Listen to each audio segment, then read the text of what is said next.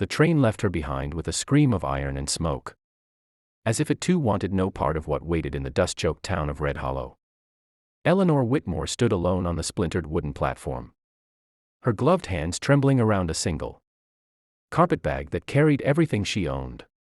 She had crossed half a continent chasing a promise written in careful ink. I am a widower rancher in need of a good woman.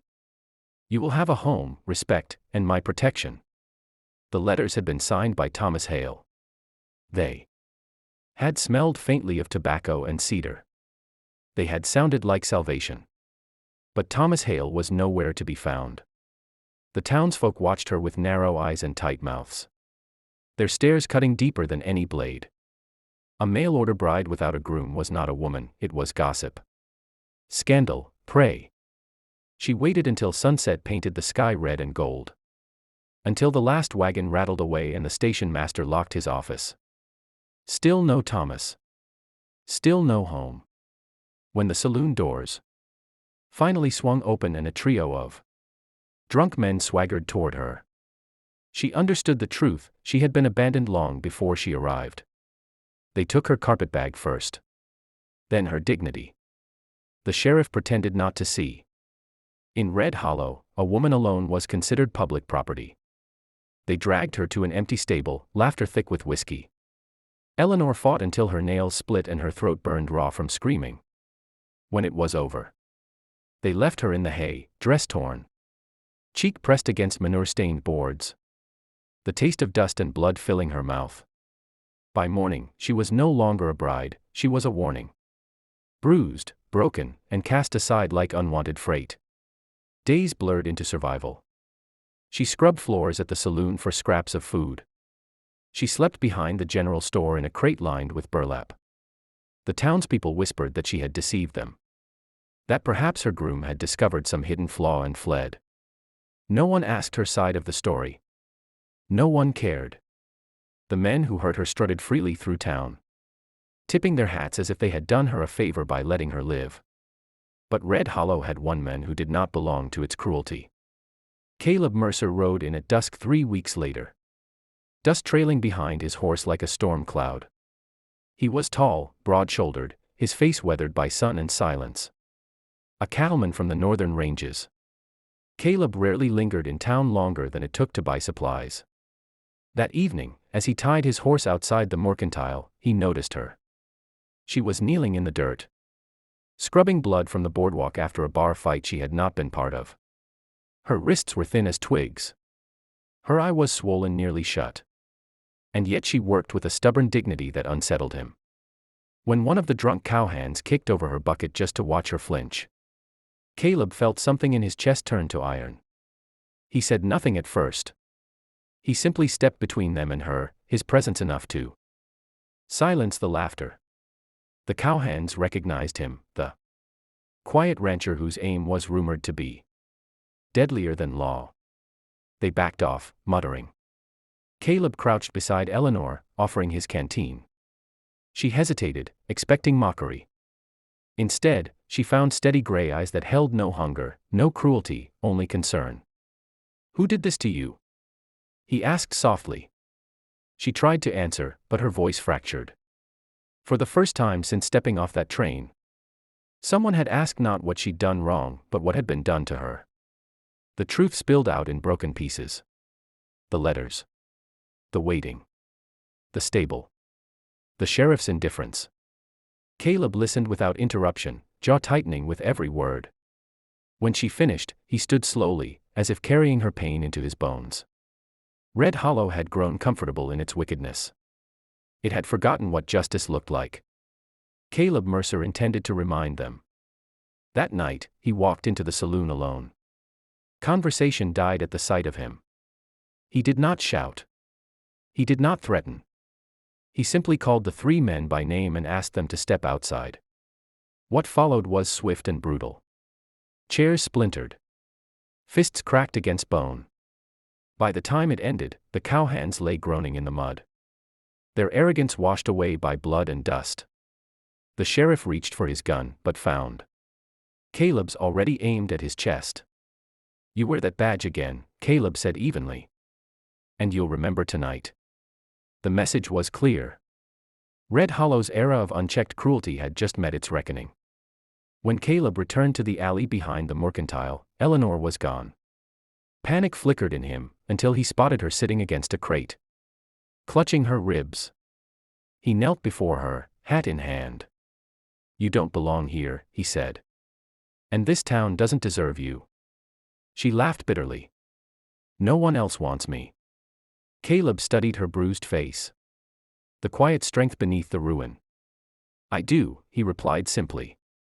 "Not as possession. Not as rescue born of pity. But as partnership." He offered her a place on his ranch, work, shelter, respect. No promises beyond honesty. No demands beyond mutual effort. Eleanor searched his expression for deceit and found none. For the first time since the train pulled away, hope dared to breathe inside her chest. As they rode out of Red Hollow at dawn, whispers chased them like ghosts. Some said Caleb was a fool. Others said he was reckless. But Eleanor did not look back. The rising sun warmed her battered face as prairie stretched endless before them.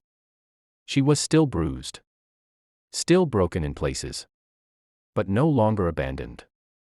And sometimes, the smallest act of courage, the decision to stand beside someone the world has discarded, is enough to change both their destinies. Forever, life on Caleb Mercer's ranch was not gentle, but it was honest. The land did not lie. It did not whisper or judge. It demanded sweat and offered reward in equal measure. Eleanor learned quickly. She mended fences with blistered hands. She rose before dawn to gather eggs and haul water. The first weeks were agony, her ribs ached. Her nightmares clawed her awake each night, but Caleb never pressed her for more than she could give. He built her a small room overlooking the fields, its window facing sunrise. "So you always wake to something new," he told her. And slowly, she did. Word traveled fast across territories. Red Hollow simmered with humiliation. The men Caleb had beaten healed in body but not pride. They spread lies, that Eleanor had seduced them, that Caleb had stolen what was rightfully theirs. When cattle began disappearing from Caleb's northern pasture, he knew revenge had arrived. One night, flames licked the horizon. The barn caught fire in a roar of orange fury. Eleanor did not hesitate. She ran into smoke thick as tar, cutting horses loose, coughing until her lungs screamed. Caleb dragged her out just as the roof collapsed. They stood together, watching months of labor burn. He expected despair to break her. Instead, she squared her shoulders. "They want us afraid," she said hoarsely. "So we don't give it to them." The next morning, Eleanor rode beside Caleb into Red Hollow, not as a victim, but as a witness. Her veil was gone, replaced by a wide-brimmed hat. Bruises had faded, but her gaze held steel. The town fell silent as she dismounted in front of the saloon. She stepped onto the boardwalk where she had once scrubbed blood and humiliation. This time, she faced them standing tall. She named her attackers aloud.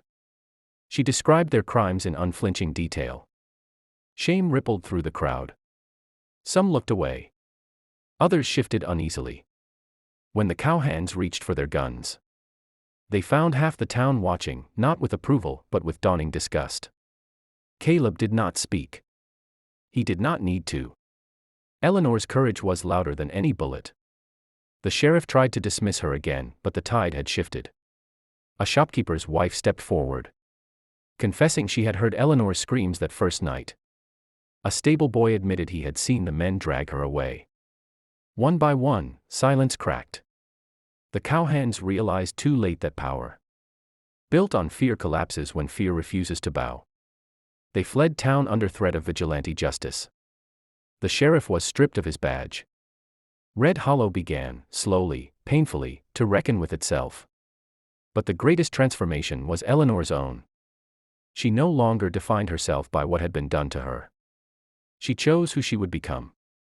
Months later, under a sky bursting with stars, Caleb asked her, not out of obligation, not out of rescue, but out of respect, if she would still consider being his bride. This time, there was no train platform, no abandonment. Just two people standing on equal ground. Eleanor smiled, not because she needed saving, but because she had saved herself, and he had simply stood beside her while she did. Their wedding was small. Honest. The town attended, not out of curiosity, but out of apology. And when Eleanor walked down the makeshift aisle between fence posts and wildflowers, she did so with head high. She was no longer the mail-order bride no one came for. She was the woman who refused to break.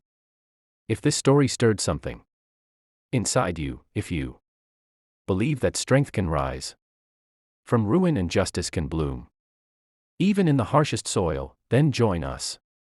Subscribe to the channel for more powerful Western stories where courage rides at dawn and hope never surrenders.